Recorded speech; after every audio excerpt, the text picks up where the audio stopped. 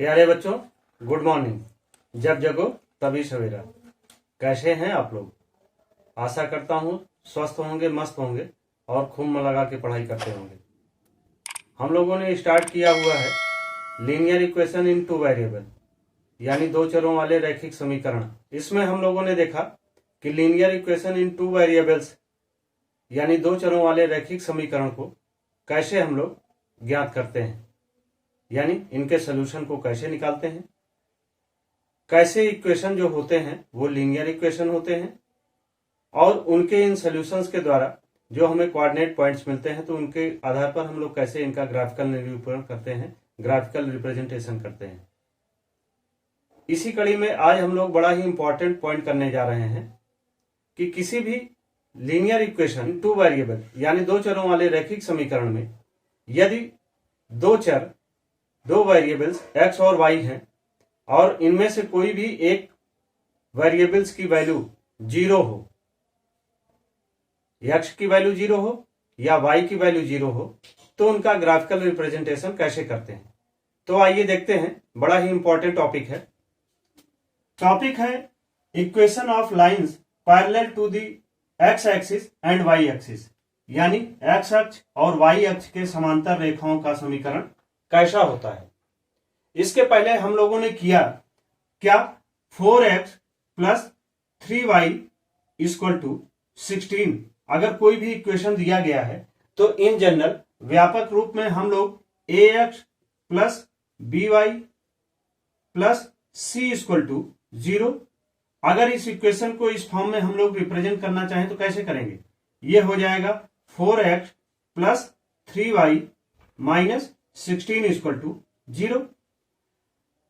हम जानते हैं किसी भी linear equation in two variable यानी दो चरों वाले रैखिक समीकरण के अपरिमित रूप से अनेक हल होते हैं। क्यों होते हैं? अगर x की वैल्यू हम लोग 0 मान लें और यहां पर पुट करें तो y की कोई ना कोई वैल्यू आएगी। इस x इक्वल टू 0 के करस्पॉन्डिंग y की जो वैल्यू आएगी, अगर x की वैल्यू हम 0 के बजाय 1 पुट कर दें तो इसके करस्पॉन्डिंग कोई ना कोई y की वैल्यू आएगी। अगर 1 के बजाय हम x की वैल्यू 2 पुट कर दें तो y की वैल्यू ऐसे ही आती जाएगी। तो इस तरीके से जितनी बार हम x की वैल्यू को चेंज करेंगे उसी के करस्पॉन्डिंग y की वैल्यू भी चेंज होती रहती है। इसीलिए कहा जाता है linear equation in two variables के कितने सोल्यूशन होते हैं? अपरिमित रूप से अनेक हल होते हैं, यानी इनफाइनाइटली मेनी सॉल्यूशंस होते हैं। अब आते हैं, हम लोग मान लीजिए अगर कोई इक्वेशन दिया गया है x माइनस 2, तो यहां पर x की वैल्यू क्या हो जाएगी, x की वैल्यू 2 हो जाएगी। अगर इसे हम लोग लीनियर इक्वेशन के फॉर्म में रिप्रेजेंट करना चाहें तो कैसे कर सकते हैं, 1 into x plus 0 into y minus 2 equal to 0। तो इस तरीके दिए हुए इक्वेशन को हम लोग इस फॉर्म में इन जनरल रिप्रेजेंट कर सकते हैं। यदि किसी भी इक्वेशन का सॉल्यूशन हम लोग निकालते हैं और उसके कोऑर्डिनेट पॉइंट्स हमें 20 या फिर 30 या फिर 40 इस टाइप में अगर हमको उसके कोऑर्डिनेट पॉइंट्स मिलते हैं तो हम ये जानते हैं पहली वैल्यू किसकी होती है, x की होती है, और दूसरी किसकी होती है, y की होती है। यानी अगर हम इसको ग्राफिकल रूप से रिप्रेजेंट करना चाहें तो x इक्वल टू 2 यानी 1 2, x की वैल्यू यहां पर है और y की वैल्यू क्या है, y की वैल्यू यहां पर 0 है, ठीक ना। इसी तरीके से अब यहां पर देखें, इसमें जो है x की वैल्यू क्या है, 3 है और y की वैल्यू क्या है, वो 0 है। तो यानी यह पॉइंट क्या हो जाएगा, ये 3 और 0 को रिप्रेजेंट करेगा। ऐसे ही अगर इस पॉइंट को हम यहां पर रिप्रेजेंट करना चाहें तो ये 4, यानी यह पॉइंट क्या हो जाएगा, यह पॉइंट 4 और 0 का हो जाएगा। यानी कहने का आशय यह हुआ कि जब किसी भी दो वेरिएबल्स में एक वेरिएबल्स की वैल्यू 0 होगी तो उनका ग्राफिकल रिप्रेजेंटेशन हमेशा या तो x एक्सिस पर होगा या y एक्सिस पर होगा। जब y की वैल्यू 0 होती है तो वो x अक्ष के समीकरण होते हैं, x एक्सिस के इक्वेशन बनेंगे। अगर सपोज यहीं पर यह वैल्यू 0.2 हो जाए या 0.3 हो जाए या 0.4 हो जाए तो पहली वैल्यू x की होती है, यानी x equal to 0 then y equal to 2। तो यानी यह पॉइंट क्या हो जाएगा, यह पॉइंट 2 और 0 का होगा। ऐसे ही अगर 0 और 3 को ले तो यह पॉइंट क्या, यहां पर x की वैल्यू 0 होगी और y की वैल्यू 3 होगी। और ऐसे ही 0 और 4, तो यानी x की वैल्यू यहां पर 0 होगी और y की वैल्यू क्या हो जाएगी 4। तो जब x की वैल्यू 0 होती है तो वो y एक्सिस के इक्वेशन देते हैं, और जब y की वैल्यू 0 होती है तो वो x एक्सिस के इक्वेशन यानी x अक्ष के समीकरण हम लोगों को प्राप्त होते हैं। और इसके बाद यदि सपोज किसी भी इक्वेशन का सॉल्यूशन जो है हमें 2.0 या फिर 2.1 या फिर 2.2 या फिर 2.3 इस फॉर्म में मिलते हैं, तो ध्यान दीजिए x की वैल्यू क्या है, x की वैल्यू 2 है और यहां पर y इक्वल टू 0, यानी यह पॉइंट क्या होगा, ये 2.0 का होगा, ठीक ना। 2.1 यानी y एक्सिस पर 1, तो यह पॉइंट क्या हो जाएगा, यह पॉइंट हो जाएगा 2.1 का। ऐसे ही 2.2, तो यह पॉइंट क्या हो जाएगा, यह पॉइंट हो जाएगा 2.2 का। और ऐसे ही 2.3, तो यह पॉइंट क्या हो जाएगा, यह पॉइंट हो गया 2.3 का। तो इस तरीके से अगर इन सभी पॉइंट्स को हम मिलाना चाहें तो देखें यह कैसा, यह y एक्सिस के पैरेलल हमें एक रेखा मिलती है, y एक्सिस के पैरेलल एक लाइन मिलती है। तो यानी कहने का आशय यह है कि यदि किसी भी वेरिएबल में एक वेरिएबल की वैल्यू हमेशा कांस्टेंट हो और दूसरे वेरिएबल की वैल्यू चेंज होती रहे, तो ऐसी कंडीशन में हमें जो भी ग्राफिकल रिप्रेजेंटेशन मिलेगा वह या तो y एक्सिस के पैरेलल होगा, या फिर इसी तरीके से अगर ये 0.2 या फिर 1.2 या फिर 2.2 या फिर 3.2, यानी x की वैल्यू 0 फिर 1 फिर 2 फिर 3 और y की वैल्यू क्या है, हमेशा कांस्टेंट है। तो इस तरीके से हम देखेंगे कि उनका ग्राफिकल रिप्रेजेंटेशन क्या होगा। उनका ग्राफिकल रिप्रेजेंटेशन हमेशा जो है x इक्वल टू 0 और y इक्वल टू 2, तो यानी ऐसा मिलेगा, वो x एक्सिस के पैरेलल होगा। तो इसी तरीके के आधार पर उनका ग्राफिकल रिप्रेजेंटेशन कैसा होता है, x एक्सिस के पैरेलल या फिर y एक्सिस के पैरेलल, इसी के बेस जो एक्सरसाइज हमारी है वो 4.4 है। तो अब आइए इसके न्यूमेरिकल्स को देखते हैं। एक्सरसाइज 4.4 के क्वेश्चन नंबर 1 में दिया जा रहा है, give the geometric representation of y equal to 3 as an equation. First in one variable यानी एक चर वाले, सेकेंड इन टू वेरिएबल यानी दो चर वाले समीकरण के रूप में y इक्वल टू 3 का ज्यामितीय निरूपण कीजिए। तो जो इक्वेशन दिया जा रहा है, the given equation is y equal to 3। तो देखिए y वन वेरिएबल है, यानी केवल और केवल एक ही चर है और जिसकी वैल्यू 3 दी जा रही है। तो आइए देखते हैं इन वन वेरिएबल यानी एक चर वाले इक्वेशन को कैसे हम लोग रिप्रेजेंट करते हैं। The representation of y equal to 3 on number line is as, number line हम लोग जानते हैं कि ये 0 है, 1 है, 2 है और 3। अगर y इक्वल टू 3 दे रहा है तो वो 3 कहां पर होगा, यहां पर होगा। और ऐसे ही 0 से अपोजिट जब जाते हैं तो ये -1, -2, -3, -4। तो एक चर वाले इक्वेशन के लिए हम लोग इस तरीके से नंबर लाइन पर रिप्रेजेंट करते हैं। अब इसके बाद देखते हैं इन टू वेरिएबल्स यानी दो चर वाले।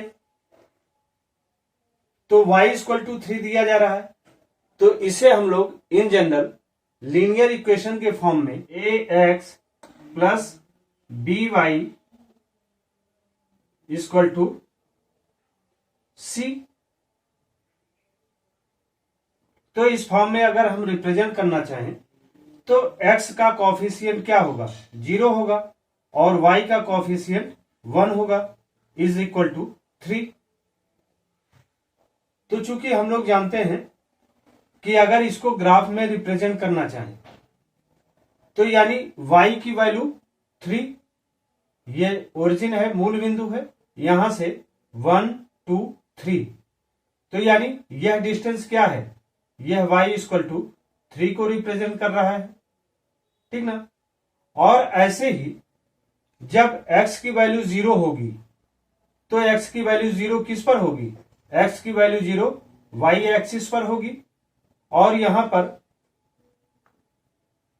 y की वैल्यू 3 है, तो यानी x इक्वल टू 0 और y इक्वल टू 3, यह पॉइंट A को रिप्रेजेंट कर रहा है। y इक्वल टू 3 न केवल इस साइड भी y की वैल्यू क्या है, 3 ही है, यानी यह लाइन जो है AB वो क्या है, वो x और x डैश के पैरेलल है। तो यहां पर x की वैल्यू 0 है तो y की वैल्यू 3 है। अगर x की वैल्यू मान लो इस इक्वेशन में हम 2 रख दें तो क्या हो जाएगा, ये वैल्यू टोटल 0 हो जाएगी, फिर भी y की वैल्यू 3 ही आएगी।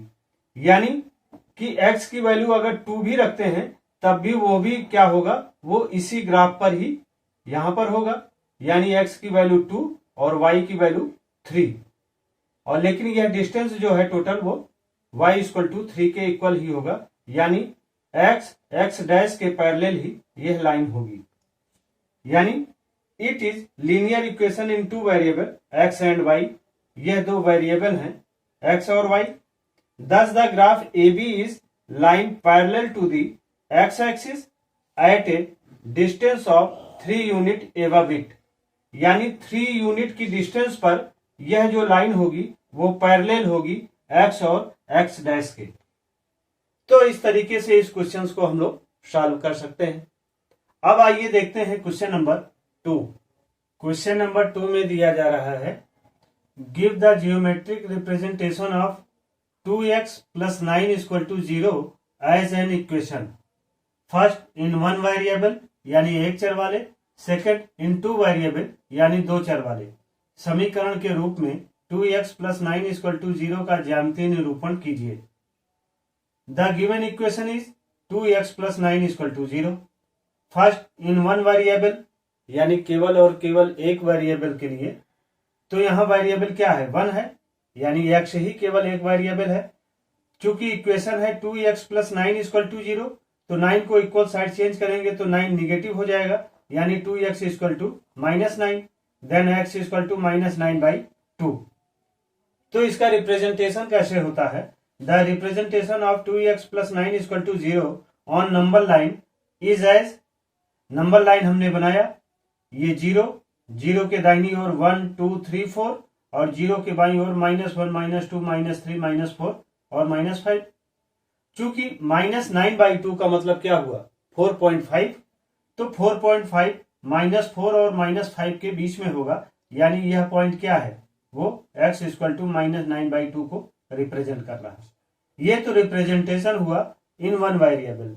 अब सेकंड इन 2 वेरिएबल यानी 2 चर वाले, अब इक्वेशन तो वही है 2x plus 9 इक्वल टू 0, इसे हम लोग इन जनरल यानी व्यापक स्वरूप में लीनियर इक्वेशन के लिए हम लोग क्या करते हैं, ax plus by plus c equal to 0, तो ax यानी 2 into x plus by 0 into y plus 9 equal to 0। तो आप ध्यान दीजिए कि अगर x की वैल्यू -9/2 है तो y की वैल्यू क्या होगी, 0। अगर x की वैल्यू -9/2 है तो उसे ग्राफ के रूप में देखते हैं कि माइनस वैल्यू क्या होगी, ये अगर ओरिजिन है यानी मूल बिंदु है तो इसके लेफ्ट साइड में माइनस वैल्यू होगी, और -9/2 यानी -4.5, 1 2 3 4 5, तो इसके बीच में जो है 0.45 होगा। तो इस तरीके से -9/2 और 0 का पॉइंट जो है यह होगा। इसी तरीके से अगर यह हम x की वैल्यू -9/2 रखते हैं और y को चाहे 1 ले, चाहे 2 ले, चाहे 3 ले, अगर किसी भी वेरिएबल्स की वैल्यू फिक्स हो गई, जैसे यहां पर -9/2 x की वैल्यू फिक्स है, तो y की वैल्यू जो भी होगी वो इसी रेखा पे होगी, इसी लाइन पर होगी। यानी अगर -9/2 1 यहां होगा, -9/2 और 2 यानी y की वैल्यू 2 के लिए यहां पर होगा। तो इस तरीके से यह जो ग्राफिकल रिप्रेजेंटेशन मिलेगा, अगर x की वैल्यू फिक्स होती है तो वो y की पैरेलल लाइन होगी, और अगर y की वैल्यू फिक्स होती है तो वो x के पैरेलल होगा। ठीक है। So it is linear equation in two variable x and y, यानी यह दो चर वाले रैखिक समीकरणों में दोनों चर x और y हैं। Thus the graph AB is a line parallel to the y-axis at a distance of 9/2 unit to the left of origin O। यानी ये मूल ओरिजिन O है, इसके लेफ्ट साइड में, बाएं साइड में क्या होगा, y एक्सिस के पैरेलल यह लाइन होगी और वो पॉइंट होगा 9/2 का। तो इस तरीके से इस क्वेश्चंस को हम लोग सॉल्व कर सकते हैं। इसी के साथ आपकी न केवल यह एक्सरसाइज बल्कि आपका यह chapter linear equation in two variable, दो चरों वाले रैखिक समीकरण कंप्लीट हुआ। इस चैप्टर में हम लोगों ने क्या सीखा? पहली चीज कि लीनियर इक्वेशन क्या होते हैं, यानी जहां पर वेरिएबल्स की डिग्री 1 होगी ऐसे इक्वेशन लीनियर इक्वेशन होंगे। और इन लीनियर इक्वेशन को जनरल रूप में ax plus by plus c equal to 0 के फॉर्म में रिप्रेजेंट करते हैं। किसी भी इक्वेशन को कैसे रिप्रेजेंट करते हैं यह सीखा, और उसके बाद इन इक्वेशंस के सॉल्यूशन निकाले।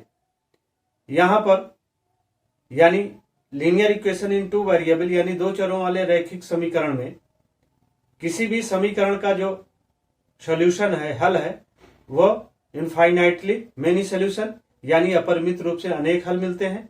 यानी x की एक कुछ भी वैल्यू अगर हम पुट करते हैं तो उसी के अकॉर्डिंग y की वैल्यू भी हमें मिलती जाती है, और उसी के आधार पर हमें इसके कोऑर्डिनेट पॉइंट्स यानी निर्देशांक बिंदु मिलते हैं, जिनके आधार पर हम उनका ग्राफिकल रिप्रेजेंटेशन करते हैं। इस एक्सरसाइज यानी 4.4 में यहां पर x और y दोनों वेरिएबल में से किसी एक वेरिएबल्स की वैल्यू अगर फिक्स हो गई, कांस्टेंट हो गई, तो जाहिर सी बात है कि अगर x की वैल्यू कांस्टेंट होती है तो जो ग्राफ मिलेगा वो y एक्सिस के पैरेलल मिलेगा, और अगर y की वैल्यू फिक्स हो गई, कांस्टेंट हो गई, तो जो ग्राफ मिलेगा वो x एक्सिस के पैरेलल लाइन मिलेगी। ये सारी बातें हम लोगों ने इस चैप्टर में सीखा। आप इसे देखें, समझें, नोट्स कंप्लीट करें। Thank you. सब्सक्राइब करें हमारे YouTube चैनल संतोष स्मार्ट क्लासेस को, बेल आइकन क्लिक करिए और ऑल पे सेलेक्ट करिए, और वीडियो पसंद आए तो लाइक करना मत भूलिएगा। Thank you.